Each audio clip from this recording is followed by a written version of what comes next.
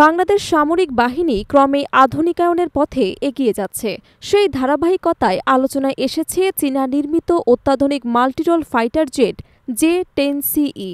অনেকেই বলছেন এটি হতে যাচ্ছে বাংলাদেশের সামরিক বাহিনীর পরবর্তী বড় এয়ারস্পেস আপগ্রেড।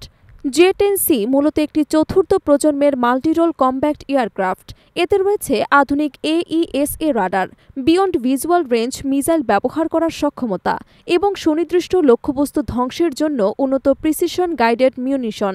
এর ফলে এই ফাইটার জেট আকাশ প্রতিরক্ষা থেকে শুরু করে আকাশ থেকে ভূমিতে আক্রমণ দুই ক্ষেত্রে সমানভাবে কার্যকর। সাময়িক বিশেষজ্ঞরা বলছেন, ভারতের রাফায়েল কিংবা পাকিস্তানের JF-17 ব্লক 3 সমপর্যায়ের সক্ষমতা রাখে এই জে-10সি। তবে প্রশ্ন উঠছে, বাংলাদেশ কি এটিকে শুধু পুরনো AF-7 এর রিপ্লেসমেন্ট হিসেবেই আনছে, নাকি এটি হবে পূর্ণাঙ্গ MRCA আপগ্রেড? বিশ্লেষকদের মতে জে-10সি কেবল পুরনো প্ল্যাটফর্মের বিকল্প নয়, বরং এটি একটি নতুন যুগের সূচনা।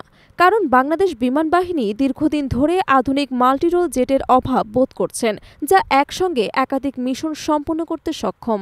এখানে আরেকটি আলোচিত বিষয় হল 12টি যুদ্ধবিমান কেনা হচ্ছে কেন, যেখানে স্কোয়াড্রনে সাধারণত 16টি থাকে।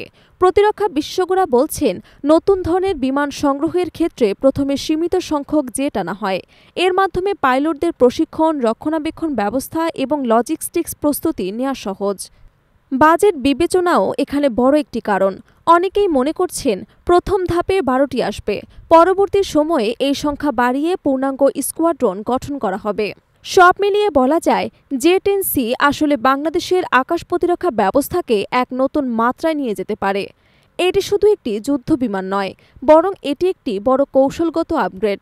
আর সত্যিই যদি বাংলাদেশ সামরিক বাহিনী জে-10সি ইন্ট্যাক্ট করে, তাহলে আঞ্চলিক কৌশলগত ভারসাম্যে এক নতুন সমীকরণ তৈরি হবে, যা নিঃসন্দেহে বাংলাদেশের প্রতিরক্ষা খাতের জন্য একটি ঐতিহাসিক মাইলফলক হয়ে থাকবে।